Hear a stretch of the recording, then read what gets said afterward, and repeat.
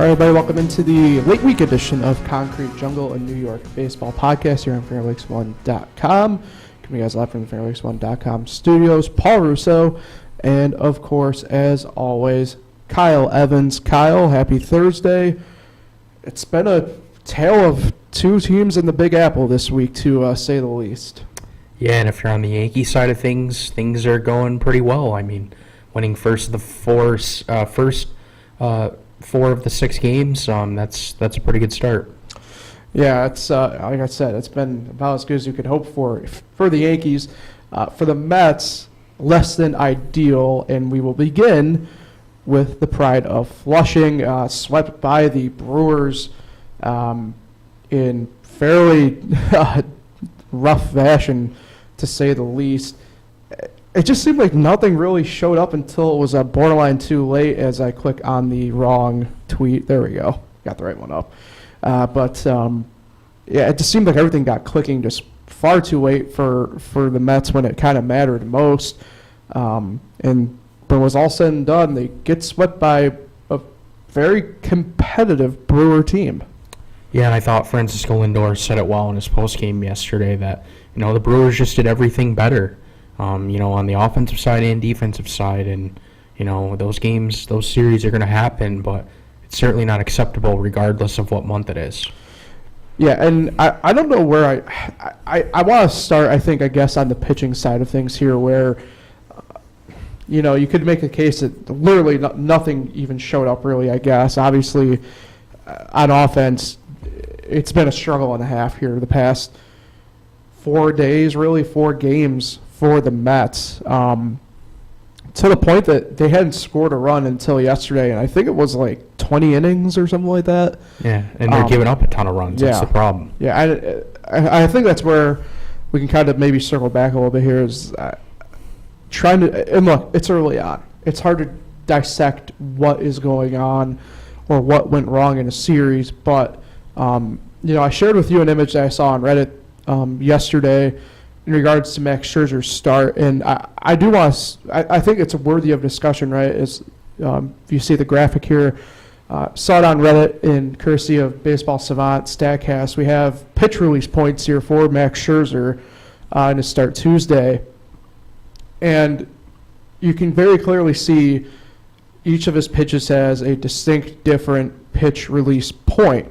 Now, it's not say tipping a pitch the way that we maybe commonly refer to it as, but I'll defer to you here, Cal, because you're a pitcher. The release point can be very telltale and very indicative of what could be coming. Yeah, and when you're in the major leagues, you pick that kind of stuff up immediately. You got guys talking on the bench about it and everything, relaying messages. So it's definitely a big deal when you get to the major leagues and you're tipping pitches.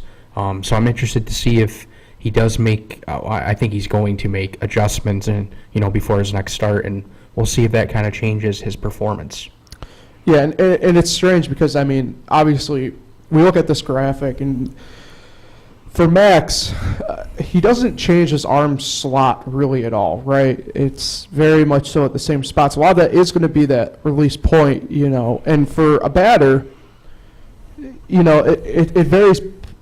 I'd say stadium to stadium. So Milwaukee, their backdrop is pretty big, their batter's eye. So you'll be able to kind of tell a little bit better than, say, maybe like Fenway, for example, or something like that, where the batter's eye is a little bit more smaller in nature in terms of, I'm talking height-wise, because that's where you really will be able to tell the pitch point release, because it's tough to gauge in some spots, right? And if you look at it, it could be something as more like a timing mechanism. Like if you hold it just for a split millisecond later, that could be all you need to know between the determining factor of if he's going to, say, go four-seam fastball to, say, a curveball or something like that. Yeah, and, he wasn't just giving up runs. He was giving up back-to-back home runs, 3 home runs total, just something you wouldn't see out of Max Scherzer. So I think you definitely picked up on the right thing. He probably was tipping his pitches, and it was very noticeable to that Brewers lineup. And like you said, Kyle, we know what Max is. He's a Hall of Fame pitcher, one of the best of our generation to do it. He'll make those adjustments pretty quick. I can't imagine, especially the way he operates, right, that something like that's going to be in his repertoire for too long, right? It's something that I think he'll move quickly off of and move, something to at least make the difference, right, for him fairly quickly. Let's circle back and discuss the offense, though, because you brought up, Lindor frankly called probably, himself and his teammates out on it a little bit, right? The fact the Brewers showed up and they didn't. I don't want to look too far ahead immediately because we'll be discussing, obviously, the series against the Marlins here in just a few moments. But, it's if you plan on competing in the National League, and the Mets, right? I mean, we're talking a goal far greater than just winning the National League East or winning the National League for them. You can't have moments like this against, like I said, this is a plucky Brewer team. They're going to compete. We know what Corbin Burnes can do. They faced, Peralta, who very good pitcher, but not great, I mean, by any means, certainly not Corbin Burnes level. So it's tough because, like I said, it's early in the season. I don't know if you really shake up the lineup in some way, shape, or form. Do you put, I don't know, do you do like Pete at the 2 spot or something like that? I'm just kind of spitballing here because, look, they'll be off today because they already preemptively did because of the weather. Do you get more work in the cage, in the batting sim? I don't know. It's early in the year that I don't think it's as big an issue as, say, like the pitching stuff is at the moment. But, if they were to go through and struggle against the Marlins, there's going to be a lot more red flags, in my opinion, popping up for the Mets, at least in the immediate. Yeah, I know they got shut out in the first 2 games of that series against the Brewers, but it just seems like right now Alonso and Lindor are really the only ones contributing every day. Right. Even if they're not driving in runs, they're getting hits. And in baseball, I mean, you can't really have 1 or 2 guys just carrying the team game after game. You have to have other guys up and down that lineup to step up. And that's exactly what the Yankees are getting. I know we'll talk about them later, but that's the difference in the New York teams right now. The whole lineup is contributing, and even though sometimes their relief pitchers have given up runs, they're scoring enough runs because their whole lineup's contributing. And the Mets just aren't doing that right now. But the good thing is, we're very early in the season, lots of games to, kind of heat up, and I mean, we're not even in the summer yet. So maybe that'll change, but right now it is a little concerning. Let's shift focus here. The injury bug as a whole here for the Mets. Let's start with the positive, I guess. Here we've done enough negative. Let's try and get positive in here. Justin Verlander got some imaging done yesterday. Showed reduced inflammation, so he'll continue throwing. And if you see the tweet right now, if you're watching anyway, the Mets are saying he'll more updates as follow. But it's a big positive here because. You have Verlander back in there, insert him right away. And it's weird because, I mean, if you obviously small sample size, and what's funny is we'll see both these guys this weekend for the Mets. But, Mago was the guy who plugged back in for him. And what's funny about this now is the fact that Carrasco might be the one outside looking in for the time being. Yeah, I don't think I really expected that to start the year. But one thing I will say about Verlander, we kind of talked about it last time. This injury, man, is just so bizarre. Like we talked about, he continued to throw while he was injured, and now the inflammation has been reduced. I'm just not sure I've ever heard something like that. I don't know either, man. Like, how is that even humanly possible? Yeah, I don't know. I that's why I feel like we are sitting in these chairs and not in another chair at Presbyterian Hospital or wherever like that down in New York City. But like I said, it's good news. Right. I mean, good news is good news here. It's like I said, it's a big positive because you get him back to you get a guy in the clubhouse at least who, look, he's been exposed to winning here very much so the past handful of years, and another guy like that in the clubhouse might help out this team, especially the young guys too. Yeah, the pitching has struggled too, just like the offense. So getting him back in the rotation would be huge, and maybe getting a guy like you said, like that, like a veteran guy, will help boost this team a little bit. All right. Meanwhile, earlier today, while I was tending to my fresh takes duties, Kyle, you're able to scoop some news here for us as well regarding Omar Narvaez. What's been going on with him? Yeah, he actually left. Believe it was the fourth inning of yesterday's game with what they originally called as calf tightness, and now they come to find out after testing he's going to miss 8 to 9 weeks with a strain of his left calf, and it's considered what they're calling a medium to a high grade strain. So it's I guess I would say on the worst end of it. So that's why he's going to miss nearly 2 months, and it's a blow because he was hitting 286 with a couple of RBIs, and was the starting catcher.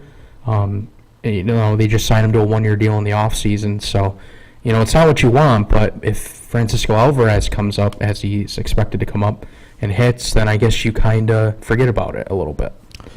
Yeah, and it's tough too because it's pretty much something that we discussed. A matter of really about a week and a half ago when the rosters were more or less finalized, and the fact he made it, and he's a very good offensive bat as a catcher. I mean, we know that, but to lose him for 2 months, it's going to be tough, and it looks like it's going to be Francisco Alvarez's time to shine, more or less.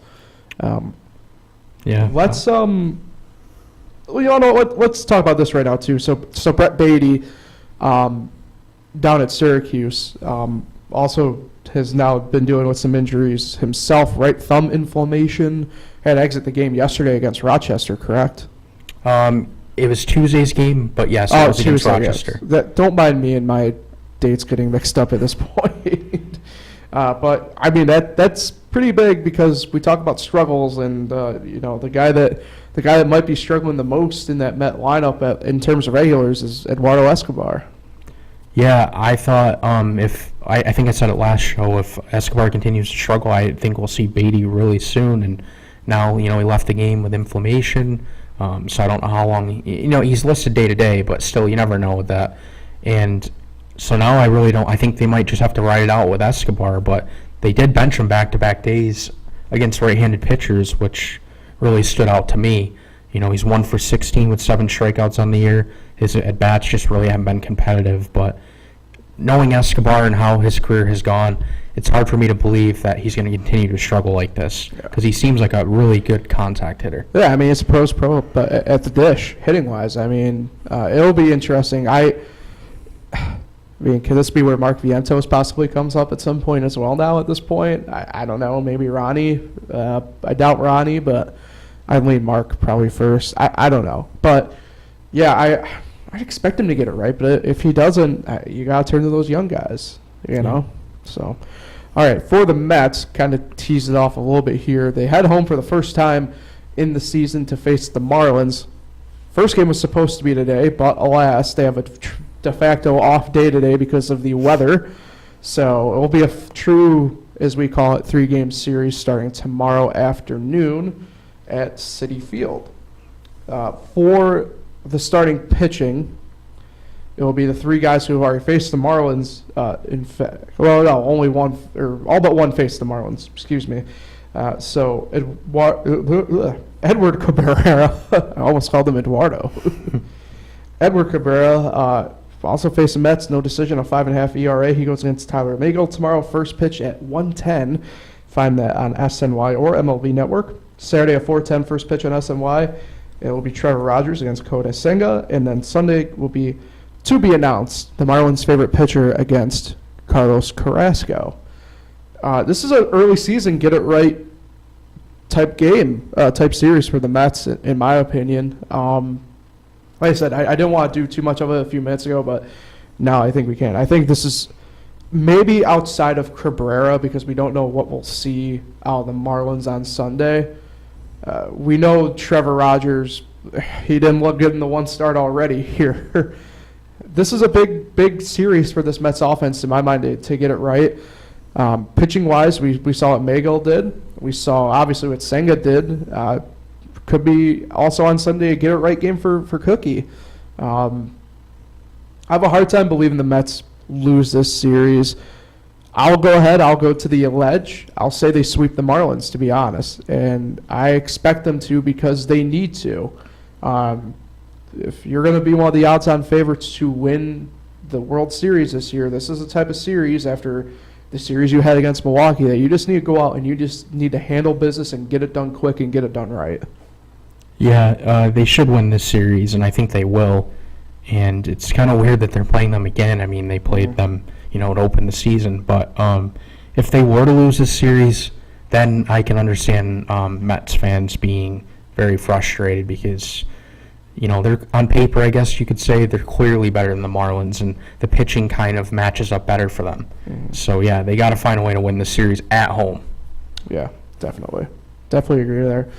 All right, let's head up anyway, I-95 to the Bronx, because the Yankees were able to handle the Phillies, took 2 of 3 from the defending National League champions. More positives than negatives for the Yankees in this series in the past few days. Gerrit Cole and Gleybor Torres, it's pretty much their worlds, and we're living in it. Let's start, though, with the ace of the staff, and Gerrit Cole just went out and just another classic Gerrit Cole game, really, to be honest, yesterday. Went 6 1/3, pitch count was a little bit high, but, 8 strikeouts, 1 earned, just, again, another classic handle business type moment for Gerrit Cole. Yeah, and it's unfortunate that, that earned run was charged to him. Loizaga came in and gave up a hit and then gave up a sac fly, which was charged to him. But actually, that whole thing started, I don't know if you saw or were watching live, Gerrit Cole received a pitch clock violation, which allowed that guy to get on base, and that's when Boone came out and pulled him. So that was just unfortunate for him, but still 1 run in, I think, 12 1/3 innings this season. Not bad. That's a hell of a start. Way better than his previous seasons in New York. Right, and it goes without saying, he's setting the tempo for that pitching staff, and a staff really, and this is one that we'll get into here in just a couple moments as well, but because I do want to discuss Domingo Germán, who really had the only blemish in my mind of the series, and I don't know if it's deep of a blemish, to be quite honest. So, like I said, we'll get to that in a minute. But you mentioned, right, the amount of players in the Yankee lineup really stepping up, and none more than Gleybor Torres. Just, red hot to start the year. Continued it throughout this Philly series, and I'll be the first one to submit my potential apology letters, even though I'm a Gleybor guy. But I saw those circling around. Your apology forms for Gleybor Torres, but just what a spot, and especially again, now this is something that we can kind of hitch to, is especially with as much as we like to dunk on the guy, especially with Josh Donaldson going down here, at least for the next couple days at least. Yeah, he's been huge and a reason why they're 4-2 right now.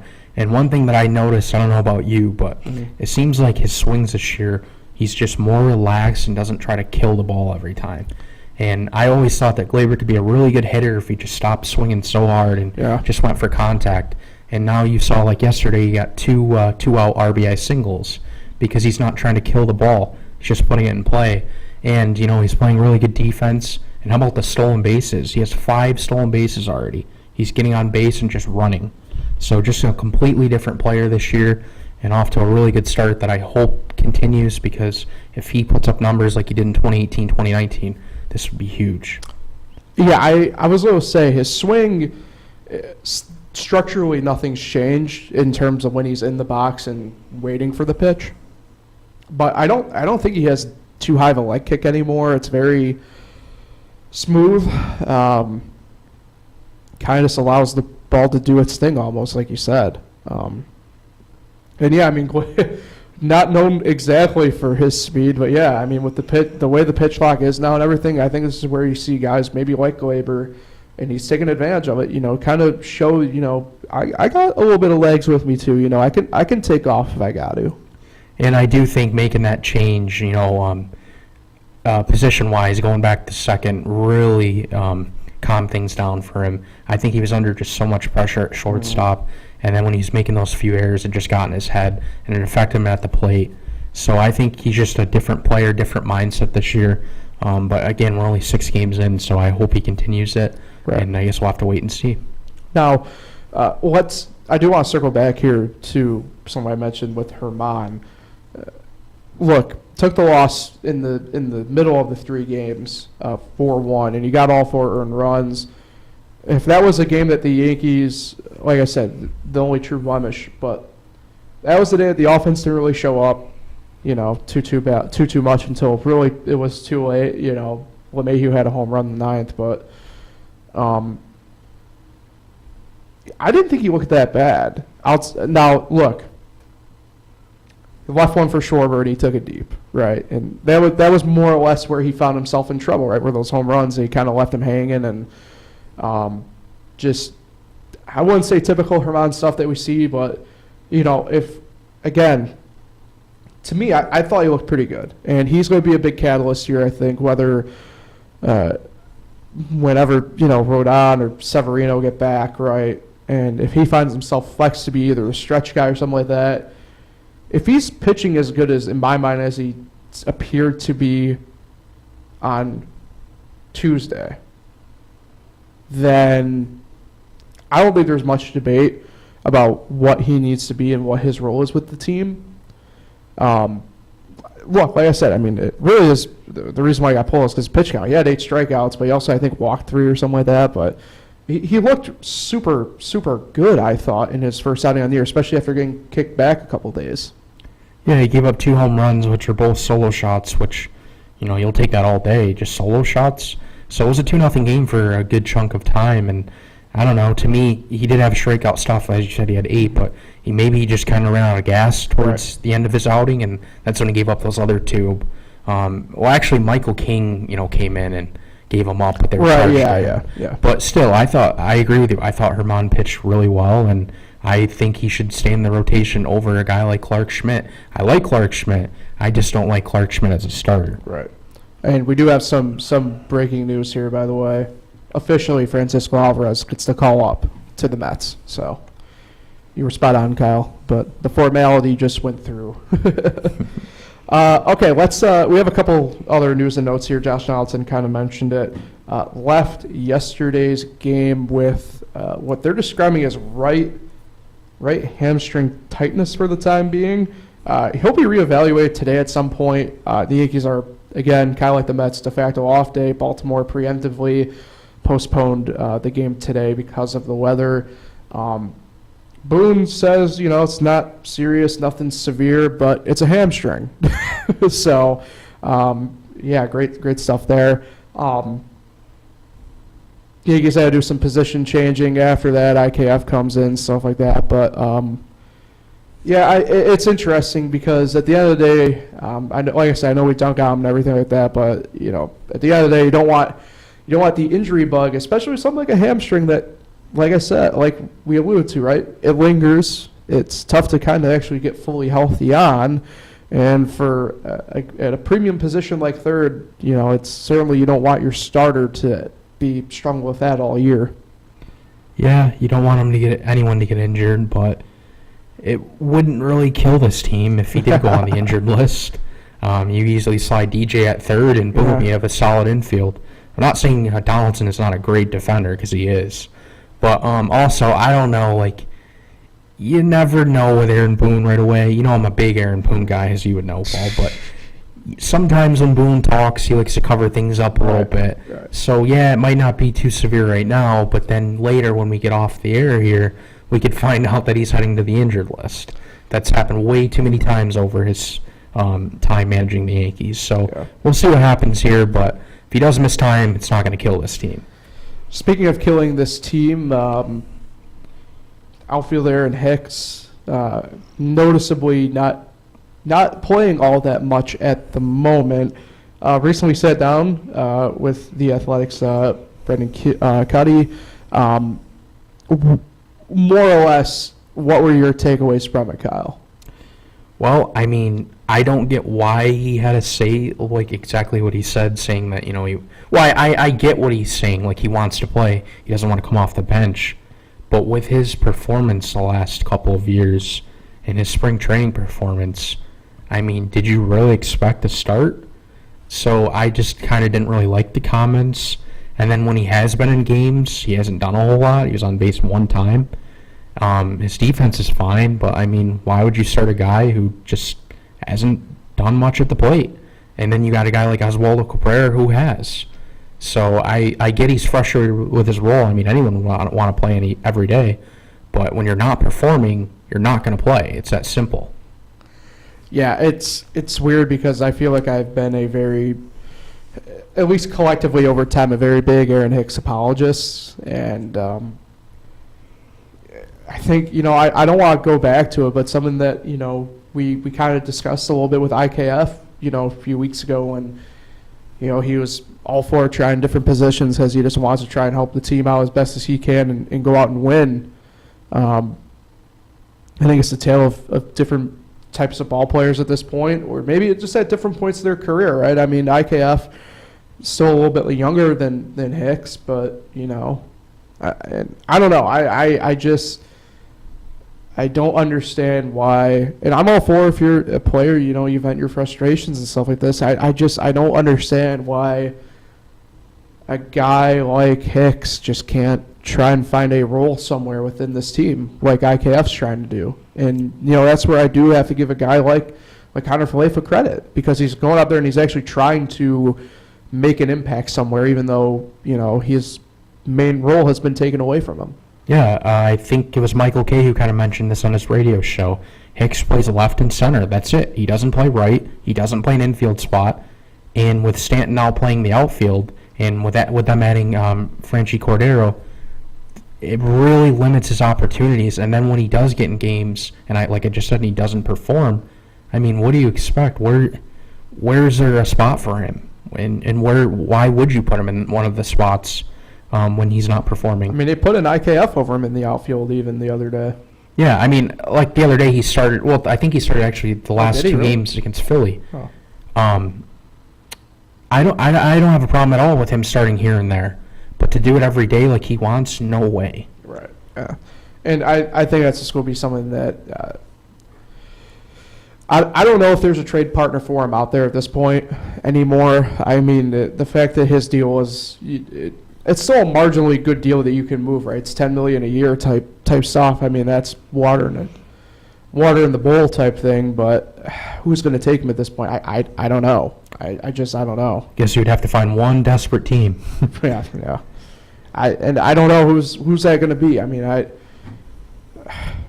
wouldn't say it's going to be a deadline type thing where it's just like you have to salary dump him, but that might be the case at this point. I don't know. I don't know. And the whole thing, quickly before we move on, the whole thing with the booing of the players and especially Hicks, I mean, I like that Hicks is not soft about it and understands, but like some of these fans and stuff, like it's just obnoxious. Like, there's no need to continue to sit there and call Aaron Hicks out for him not performing and saying that they hope he's dead and this and that. Like that's like just for a guy that's not performing. Like, yeah, it hasn't went well, but I know I'm a fan of the team too, but Yankee fans are the worst. Like, if a guy's not performing, you don't call out his family, his life. It's ridiculous. It goes back to what we were saying about Joey Gallo, the Joey Gallo situation last year. There's a time and a space, but only a certain way that you can go about it. And just boo the guy. Right. That's it. You don't need to go any further on Twitter and all this and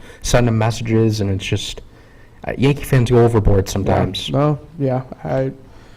The collective is brutal sometimes with that. So let's quickly discuss here the series in Baltimore. I mentioned, right, de facto off day today for the club as the game tonight has been postponed because of weather.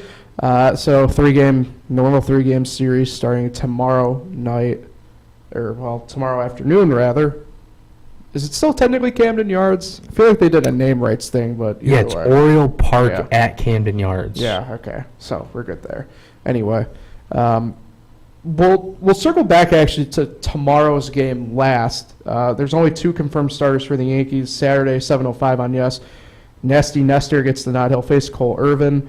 And then on Sunday at 1:35, first pitch on Yes and MLB Network, it will be Herman versus to be announced for Baltimore. Tomorrow, Baltimore's going to throw Dean Kramer, but for the Yankees, it's TBA, and I think we heard Boone mention it the other day, but it sounds like tomorrow's going to be that bullpen-style game that he alluded to.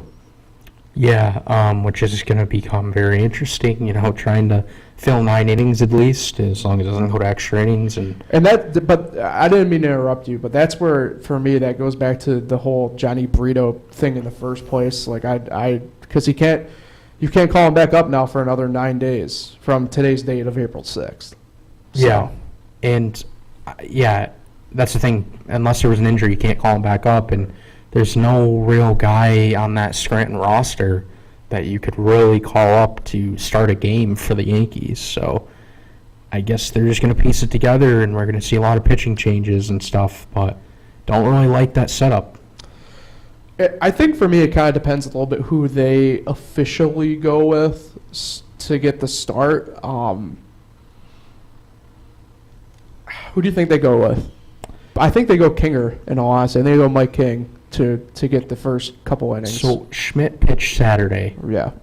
It could be Schmidt, I guess. So I'm wondering if they start him. Don't really ride him as long as they tried to do against the Giants. He's just not a starter to me. He falls apart when he gets to the third, fourth, fifth inning. And I think he's good for at least 2 innings. So if I'm them, I'd start Schmidt for 2 innings. If he is pitching well, maybe stretch him to a third and then piece it together after that. Yeah, I agree with you there. I forgot about the fact that he's technically available there. Yeah, that makes sense. But it is interesting that they haven't already put it on. They haven't named it. So I mean, it's not like they definitely want to start him. They're considering other options. So I guess maybe something else could happen. I vote Wandy Peralta. That would be interesting. Unleash Wandy out there for the first 2 innings. Oh, it'd be great. Oh, it'd be tremendous. He would be so excited too. I love Wandy so much. Talk about a guy that we collectively dunked on for a little bit, but jeez, man, what a player he's been. Yeah, his first, if I remember correct, his first 10 appearances weren't really too impressive, and then all of a sudden something clicked. Yeah. Probably with the help of Matt Blake, who is just changes everyone's pitching career around, it seems, that's struggling. But yeah, Wandy's a big piece of this team right now. All right, let's, before we head out here, we got to talk about some minor league action here at Syracuse and Rochester. In Syracuse, they have so far split the series 1-1. They get back going still as scheduled at the moment for tonight, and then the rest of the weekend there. But already we're seeing the rosters kind of in flux a little bit, so it looks like Nick Mayer will get the plug-in now for the S-Mets for probably the rest of the weekend or bulk of the weekend behind the dish. For Rochester, kind of mentioned a little bit Stone Gerrit getting called up, but Darren Baker having himself a year so far to get going out of the gate.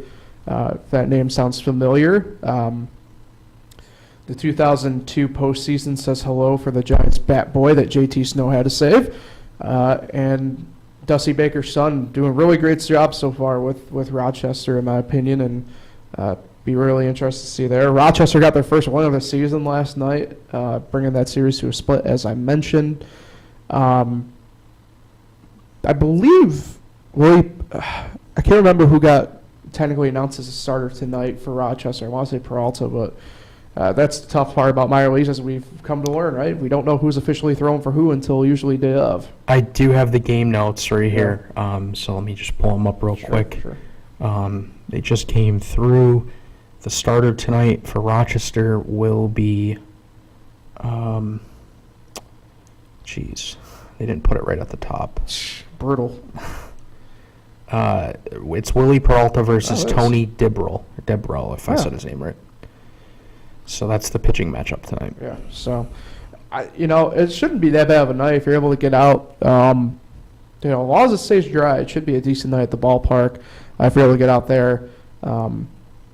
So yeah, pretty interesting. I know, Kyle, your pick of a true split's looking better than mine of Rochester just taking it outright. So kudos to you there. But my question to you is, have you seen what has been going on, though, down the thruway with fellow Thruway Cup competitor, the Buffalo Bisons, by chance?